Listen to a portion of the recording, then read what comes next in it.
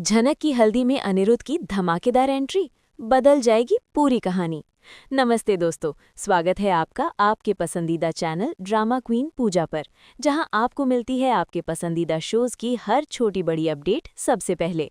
आज हम बात करने वाले हैं स्टार प्लस के सबसे चर्चित शो झनक के बारे में, जिसमें इन दिनों एक ऐसा हाई वोल्टेज ड्रामा चल रहा है जिसने दर्शकों की धड़कनें बढ़ा दी हैं।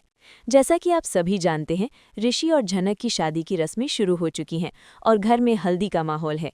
लेकिन इस हल्दी की रस्म के पीछे जो नफरत और साजिशों का खेल चल रहा है, वो किसी से छुपा नहीं है। ऋषि और अदिति का तलाक हो चुका है और अब ऋषि झनक को अपनी पत्नी बनाकर उसे एक नया नाम और सहारा देने की तैयारी में है। लेकिन क्या ये शादी इतनी आसानी से हो पाएगी? सबसे बड़ा ट्विस्ट तो ये है कि अनिरुद्ध और झनक का बाप बेटी वाला रिश्ता अब किसी से छुपा नहीं है। सारा जमाना और पूरा परिवार जानता है कि झनक अनिरुद्ध और नूतन की बेटी है। एक पिता होने के नाते अनिरुद्ध का अपनी बेटी की हल्दी में होना सबसे जरूरी है। लेकिन यहाँ अर्शी और अदिति ने मिलकर एक ऐसी दीवार खड़ी कर दी है जिसे पार करना अनिरुद्ध के लिए नामुमकिन सा लग रहा है। अर्शी और अदिति, जो झनक से अपनी पुरानी रंजिशें पाल कर बैठी हैं, वे किसी भी कीमत पर अनिरुद्ध को इस हल्दी की रस्म में शामिल होने नहीं देना चाहती। उन्होंने कसम खा ली है कि वे अनिरुद्ध को मंडप की चौखट तक नहीं भटकने देंगी, ताकि झनक को उसके पिता का आशीर्वाद न मिल सके।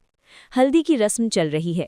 झनक पीली साड़ी पहने मंडप में बैठी है। उसकी आंखों में आंसू हैं क्योंकि वो जानती है कि उसका पिता दरवाजे के बाहर खड़ा है, लेकिन उसे अंदर आने की इजाजत नहीं है। अदिति, जो ऋषि की पूर्व पत्नी है, वो झनक पर अपना सारा गुस्सा निकाल रही है और अर्शी के साथ मिलकर अनिरुद्ध के खिलाफ साजिशें रच रही है। वे दोनों मिलकर अनिरुद्ध को जलील कर रही हैं और उसे याद दिला रही हैं कि अब झनक की जिंदगी में उसका कोई स्थान नहीं है, क्योंकि अब ऋषि उसका हाथ थामने वाला है। लेकिन क्या एक पिता को उसकी बेटी से कोई दूर रख सकता है? अनिरुद्ध का खून खौल रहा है। वो अपनी बेटी झनक की आंखों में बेबसी नहीं देख सकता। जब अर्शी और अदिति दरवाजे पर पहरा दे रही होती हैं, तभी अनिरुद्ध की धमाकेदार एंट्री होती है।